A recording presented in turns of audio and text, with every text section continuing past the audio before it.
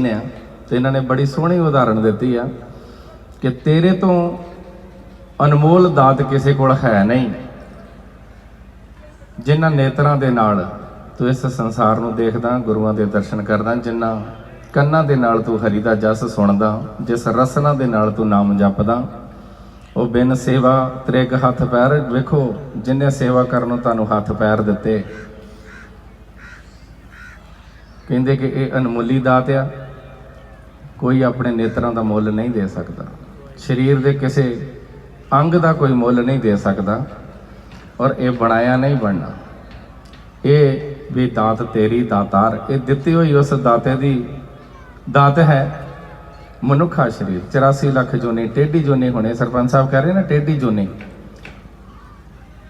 और 4 वेद का विभाजन करने वाले, 18 पुराण, 6 शास्त्र, 27 सिमरतियां लिखण वाले वेद व्यास जी भी ये गल कहंदे आ। कहंदे अल्प आयु मनुख दी, जीवन बड़ा थोड़ा मिलिया, दुर्लभो मानसो देहा देही नाम क्षण बंगुरा, त्रतापि दुर्लभम मन्ने बैकुंठम प्रिय दर्शनम। कहंदे कि दुर्लभ जीवन ते मिलिया मनुख दा, दुर्लभो मानसो देहा, मैंने ते गई मानस दी देह, पर विडंबना बड़ी तकड़ी है। परमात्मा ने अपने हाथ में एक चाबी रखी आ, जिवें कह रहे सीगे ना भाई साहब कि घड़ा ते तिड़किया ते बूंद बूंद उहदे विचों वगी जा रहा, औध घटस दिन रात है, दिन रहन ये जीवन घट रहा, दुर्लभो मानसो देहा देही नाम क्षण वंगरा। पता नहीं किस घड़े दे विच किन्ना पानी है, किस दीवे विच किन्ना तेल आ, और किन्ना चिर ने जगना। इस करके कहंदे कि इस दुर्लभ जीवन दे विच, इस मनुखा देह दे विच,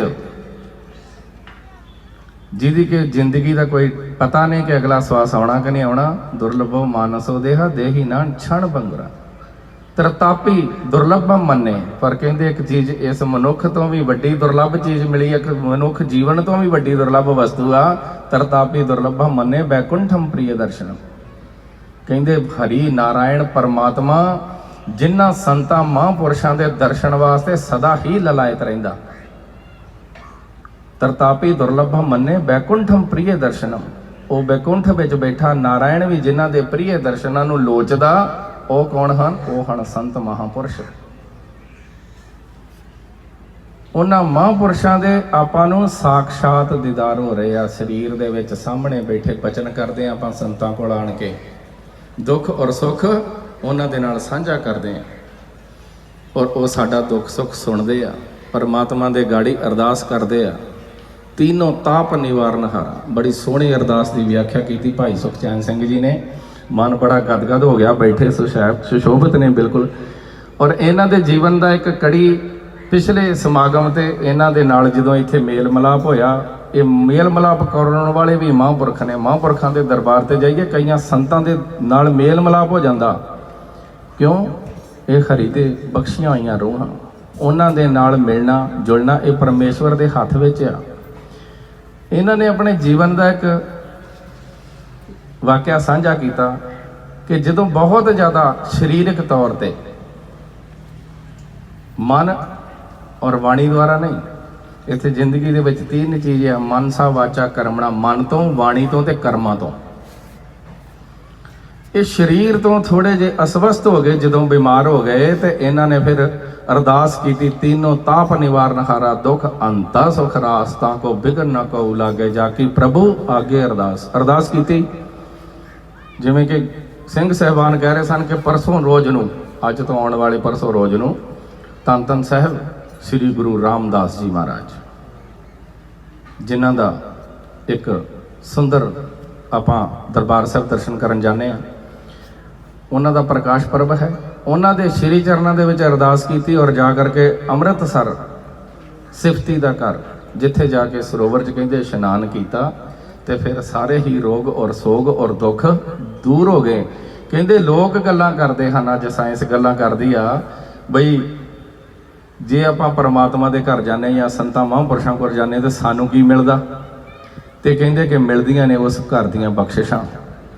तरतापी दुर्लभम मन्ने बैकुंठम प्रिय दर्शनम, जिन्हां वास्ते हरि भी नारायण भी लोचदा है, संतां दी चरण धूड़ नूं कहंदे कि शाम भी लोचे जी, पै जाए मस्तक ते धूड़ी।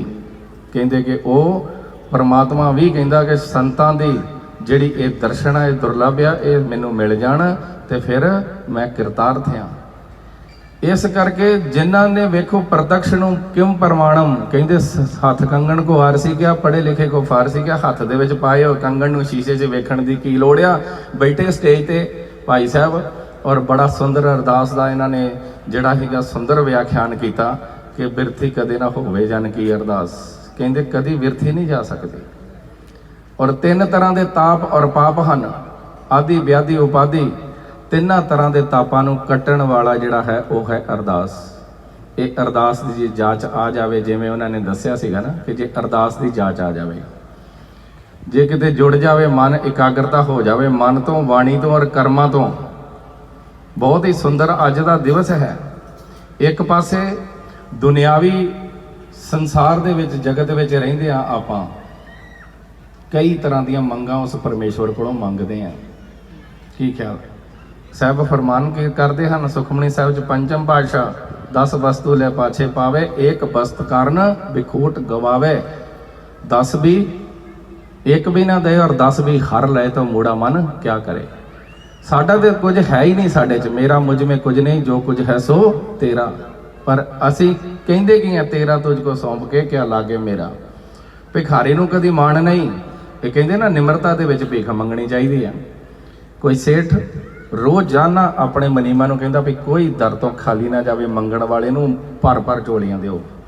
ਕਹਿੰਦੇ ਬੜੇ ਚਿਰ ਇੱਕ ਰੋਜ਼ ਭਿਖਾਰੀ ਜਿਹੜਾ ਉਹ ਸੇਠ ਦੇ ਦਰ ਤੇ ਜਾਂਦਾ ਰਿਹਾ ਔਰ ਮੰਗਦਾ ਰਿਹਾ। ਉਹਨੂੰ ਜਿੰਨੀ ਗਰਜ 50 ਰੁਪਏ ਰੋਜ਼ ਦੇ ਉਹਨੂੰ ਦੇਣੇ। ਇੱਕ ਦਿਨ ਮਨੀਮ ਨੇ ਕਿਹਾ ਕਿ ਨਹੀਂ, ਅੱਜ 50 ਰੁਪਏ ਨਹੀਂ ਦੇਣੇ, ਅੱਜ 20 ਰੁਪਏ ਦੇਣੇ।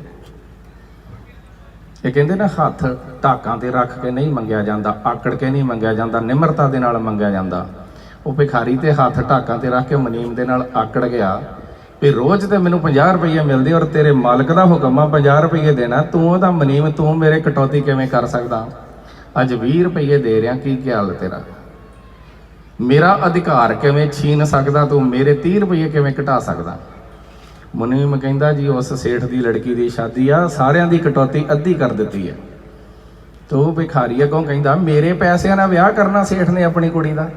ਕੀ ਖਿਆਲ? ਸੋਚ ਵੇਖੋ, ਸੋਚਿਆ ਜਾਵੇ ਤੇ ਤੇਰਾ ਕੀ ਆ? ਤੇਰੇ ਤੇ ਤਰਸ ਖਾ ਕੇ ਉਹ ਤੈਨੂੰ ਰੋਜ਼ ਦੇ 50 ਰੁਪਏ ਦਿੰਦਾ, ਕੋਈ ਤੇਰੇ ਨਾਲ ਲਿਖਤ ਪੜ੍ਹ ਤੇ ਸਟਾਂਪ ਪੇਪਰ ਤੇ ਲਿਖਤਾ। ਕੀ ਖਿਆਲ? ਪਰਮਾਤਮਾ ਇੰਨਾ ਕੁਛ ਦਿੰਦਾ ਤੇ ਜੇ ਕਿਤੇ ਕੁਛ ਨਾ ਦੇਵੇ ਤੇ ਅਸੀਂ ਉਸ ਭਿਖਾਰੀ ਦੀ ਤਰ੍ਹਾਂ ਢਾਕਾਂ ਤੇ ਹੱਥ ਰੱਖ ਕੇ ਉਸ ਪਰਮੇਸ਼ਵਰ ਦੇ ਨਾਲ ਵੀ ਲੜਾਈ ਕਰਨ ਲੱਗ ਜਾਂਦੇ ਆ। ਅਸੀਂ ਕਹਿੰਦੇ ਪਰਮੇਸ਼ਵਰ ਹੈ ਹੀ ਨਹੀਂ। ਕੀ ਖਿਆਲ? ਸਾਹਿਬ ਗੁਰੂ ਨਾਨਕ ਦੇਵ ਪਾਤਸ਼ਾਹ ਫਰਮਾਨ ਕਰਦੇ ਆ, ਕਹਿੰਦੇ ਹਨ ਕਿ ਇਸ ਸੰਸਾਰ ਦੇ ਵਿੱਚ ਸਭ ਕੋ ਆਖੇ ਆਪਣਾ ਕੋ ਨਹੀਂ। ਕਹਿੰਦੇ ਤੇਰਾ ਕੁਝ ਹੈ ਹੀ ਨਹੀਂ ਔਰ ਹਰ ਇੱਕ ਚੀਜ਼ ਨੂੰ ਜ਼ਮੀਨ ਮੇਰੀ, ਜਾਇਦਾਦ ਮੇਰੀ, ਮੋਟਰ ਮੇਰੀ, ਕਾਰ ਮੇਰੀ, ਕੋਠੀ ਮੇਰੀ। ਇੱਥੋਂ ਤੱਕ ਰਾਜਨੀਤਿਕ ਬੈਠੇ ਹਨ ਸਾਡੇ ਭੈਣ ਭਰਾ ਨੇ, ਇਹ ਕਹਿੰਦੇ ਸਰਕਾਰ ਮੇਰੀ। ਅਸੀਂ ਕਹਿੰਦੇ ਨੇ ਸਭ ਕੁਝ ਮੇਰਾ, ਪਰ ਸਾਹਿਬ ਫਰਮਾਨ ਕਰ ਰਹੇ ਸਭ ਕੋ ਆਖੇ ਆਪਣਾ। ਹਰ ਕੋਈ ਕਹਿੰਦਾ ਸਭ ਕੁਝ ਮੇਰਾ, ਕੋ ਨਹੀਂ। ਤੇ ਫਿਰ ਜੀਵ ਨਿਰਾਸ਼ਾ ਹੋ ਕੇ ਪੁੱਛਦਾ ਵੀ ਮਹਾਰਾਜ ਮੇਰਾ ਕੁਝ ਵੀ ਨਹੀਂ ਦੁਨੀਆ ਤੇ।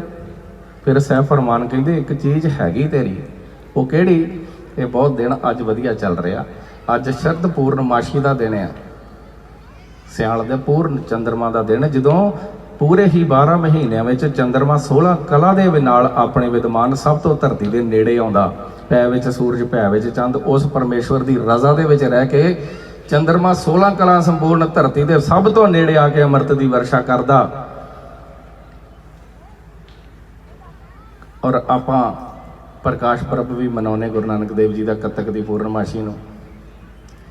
ਔਰ ਕੱਤਕ ਦੇ ਮਹੀਨੇ ਦਾ ਫਰਮਾਨ ਕਰਦਿਆਂ ਹੋਇਆ ਸਾਹਿਬ ਫਰਮਾਨ ਕਰਦੇ, ਕੱਤਕ ਕਰਮ ਕਮਾਵਣੇ ਦੋਸ਼ ਨਾ ਕਾਹੂ ਜੋਗ, ਪਰਮੇਸ਼ਵਰ ਦੇ ਭੁੱਲਿਆ ਵਿਆਪਣ ਸਭੇ ਰੋਗ। ਕਹਿੰਦੇ ਤੇਰੀ ਇੱਕ ਚੀਜ਼ ਹੈ ਭਲੇ ਮਾਨਸ, ਕਿਹੜੀ? ਕਹਿੰਦੇ ਤੇਰਾ ਛਾਤੀ ਠੋਕ ਕੇ ਕਹਿ, ਦੁਨੀਆ ਤੇ ਜੋ ਕੁਛ ਵੀ ਆ ਉਹ ਤੇਰਾ ਨਹੀਂ, ਪਰ ਇੱਕ ਚੀਜ਼ ਤੇਰੀ ਜ਼ਰੂਰ ਹੈਗੀ। ਉਹ ਕਿਹੜੀ ਆ? ਉਹ ਤੇਰੇ ਕਰਮ। ਇਹ ਕਰਮਾਂ ਦੀ ਖੇਤੀ। ਕੀ ਖਿਆਲ? ਜੋ ਕੁਝ ਬੀਜੇ ਸੋ ਲੂਣੇ, ਕਰਮਾਂ ਸੰਧੜਾ ਖੇਤ। ਇਸ ਧਰਤੀ ਤੇ ਕੀਤੇ ਹੋਏ ਕਰਮ ਤੇਰੇ ਆਪਣੇ ਆ, ਜਿਨ੍ਹਾਂ ਨੇ ਨਾਲ ਜਾਣਾ। ਬਾਕੀ ਸਭ ਕੁਛ ਜਿਵੇਂ ਫਰਮਾਨ ਕਰ ਰਹੇ ਸੀ ਨਾ ਵੀ ਇਹ ਜਿੱਥੋਂ ਤੱਕ ਖੜੇ ਦਿਸਣ ਇਹ ਯਾਰ ਦੋਸਤ ਸੱਜਣ, ਉੱਥੋਂ ਤੱਕ ਚਿੱਤਾ ਤੱਕ। ਬਾਕੀ ਕਿੱਥੇ? ਬਾਕੀ ਕਰਮ ਖਲੋਂਦੇ ਜਾ ਕੇ ਜੀਵ ਦੇ। ਕੋਈ ਜੌਹਰੀ परिवार अपने छोटे बच्चे नूं नाल लैके दरिया के कंढे सागर के कंढे पूरा दिन कहते जो अज होलीडे चलो अज दिन बतीत करके आईए। परिवार रिश्तेदार भैन भरा सारे पिकनिक मनाउण डे, अपना खाण पीण रंग रंग च मस्त है। छोटा जिहा एक बालक उन्हां दा वो दरिया के किनारे जिन्ने कीमती पत्थर घोगे नज़र आ रहे, छिपियां नज़र आ रही, चुगी जा रहा रंगीन रंगीन पत्थर, और मन में सोच रहा कि जौहरी परिवार च जन्म होया और इन्ने रंगीन पत्थर इत्थे बेशकीमती इत्थे बीच ते खिल रहे आ कंढे दे उत्ते दरिया दे, और मेरे माँ प्यो वेखो किन्ने त्यागी आ, देख नहीं रहे इन्हां वस्तुआं वाल। माँ प्यो अपने च मस्त रहे, बच्चा वो पत्थर कट्ठे करन च मस्त रहा।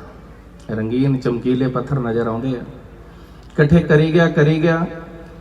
शाम नूं जदों बहन लगे गड्डी 'च तुरन लगे, बुक भरिया, देखिया पिता बालक नूं कहिंदा ये की इकट्ठा कीता, सब छड्ड दे, इत्थे नहीं लैके जाना नाल कुछ भी, सब बेकार आ।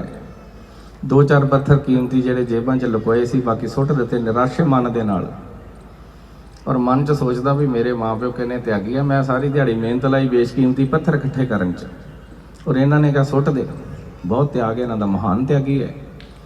धीरे धीरे अवस्था बीती, बाल अवस्था तो युवा अवस्था दे विच प्रवेश किया, जवान हो गया, दुकान ते बहन लगा तो पता लगा कीमत के हीरा किहनूं कहिंदे आ ते पत्थर किहनूं कहिंदे।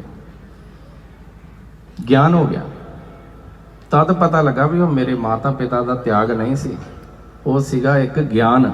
मेरे माता पिता नूं पता सी भी मैं पत्थर कंकड़ इकट्ठे कर रहा, हीरे नहीं। किन्ही वणजिया तामा कासी और किन्ही लौंग सुपारी। कहते असी तो इत्थे पत्थर इकट्ठे करी जाने, तामा कासी के ढेर में मैं मेरी नूं मार के ते निक्की करके कुट। और संतां वणजिया कहते इत्थे हर एक बंदा व्यापार करदा, साधु भी व्यापार करदे। केड़ा संतां वणजिया नाम गोबिंद का, उस हरि का नाम का व्यापार किया उन्होंने।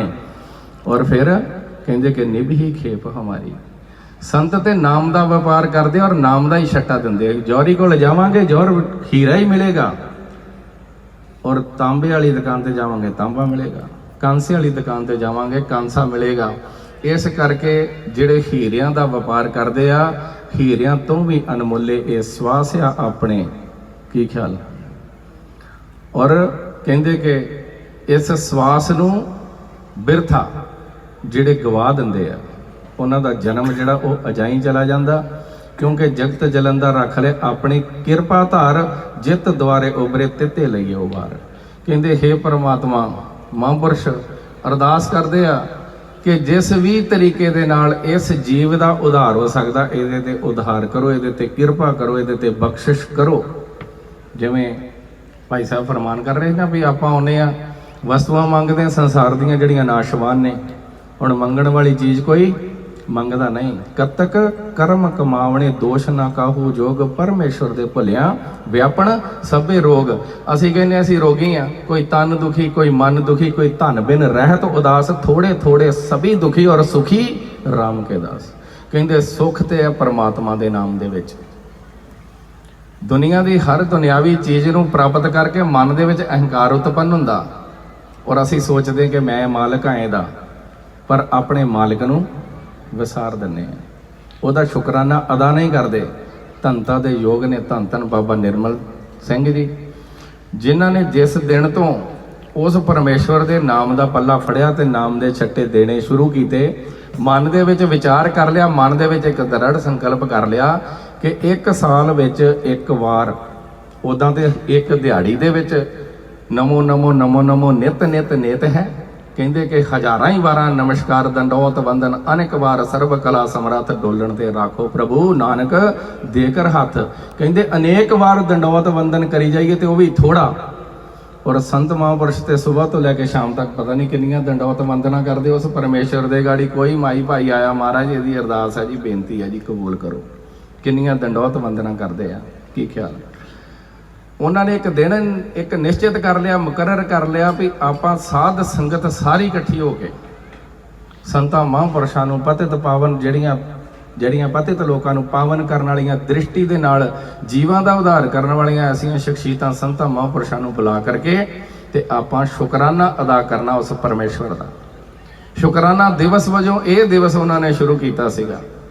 ਲੋਕਡਾਊਨ ਕਰਕੇ 1-2 ਮਹੀਨੇ ਦਾ ਕੁਝ ਫਰਕ ਪਿਆ, ਲੇਕਿਨ ਅੱਜ ਬੜੀ ਬਖਸ਼ਿਸ਼ ਹੈ ਉਸ ਪਰਮੇਸ਼ਵਰ ਦੀ ਕਿ ਜਿੱਥੇ ਸਭ ਦੁਆਰੇ ਬੰਦ ਹੋ ਗਏ, ਤਾਲੇ ਲੱਗ ਗਏ, ਪਰਮੇਸ਼ਵਰ ਦਾ ਨਾਮ ਬੰਦ ਹੋ ਗਿਆ, ਕਥਾ ਕੀਰਤਨ ਸਤਸੰਗ ਬੰਦ ਹੋ ਗਏ, ਉੱਥੇ ਅੱਜ ਵੀ ਇਸ ਭਿਆਨਕ ਸਮੇਂ ਦੇ ਵਿੱਚ ਉਹਨਾਂ ਮਹਾਂਪੁਰਸ਼ਾਂ ਦੇ ਤਪ ਦੇ ਸਦਕਾ, ਇਹਨਾਂ ਮਹਾਂਪੁਰਸ਼ਾਂ ਦੇ ਪ੍ਰੇਮ ਔਰ ਸੇਵਾ ਦੇ ਸਦਕਾ ਸਾਨੂੰ ਫਿਰ ਇਹੋ ਜਿਹਾ ਮੌਕਾ ਮਿਲਿਆ ਕਿ ਅਸੀਂ ਜਾ ਕਰਕੇ ਆ ਕਰਕੇ ਇਸ ਗੁਰੂ ਘਰ ਦੇ ਵਿੱਚ ਫਿਰ ਉਸ ਸ਼ੁਕਰਾਨਾ ਦਿਵਸ ਦੇ ਵਿੱਚ ਜੁੜ ਕੇ ਉਸ ਪਰਮੇਸ਼ਵਰ ਦਾ ਆਪਾਂ ਸ਼ੁਕਰ ਕਰਦੇ ਹਾਂ ਕਿ ਹੇ ਪਰਮੇਸ਼ਵਰ, ਤੂੰ ਸਾਨੂੰ ਮਨੁੱਖਾ ਜੀਵਨ ਬਖਸ਼ਿਆ ਔਰ ਮਨੁੱਖਾ ਜੀਵਨ ਬਖਸ਼ਣ ਦੇ ਨਾਲ ਨਾਲ ਫਿਰ ਇਹੋ ਜਿਹੀ ਬਖਸ਼ਿਸ਼ ਕਰ ਦਿੱਤੀ ਕਿ ਇੱਕ ਚੰਗੇ ਸੰਤਾਂ ਦੇ ਸਾਨੂੰ ਲੜ ਲਾ ਦਿੱਤਾ, ਜਿਹੜੇ ਸੰਤ 24 ਘੰਟੇ ਬੰਦਗੀ ਦੇ ਵਿੱਚ ਜੁੜੇ ਰਹਿੰਦੇ ਆ ਔਰ ਸਾਰਿਆਂ ਦਾ ਭਲਾ ਮੰਗਦੇ ਆ।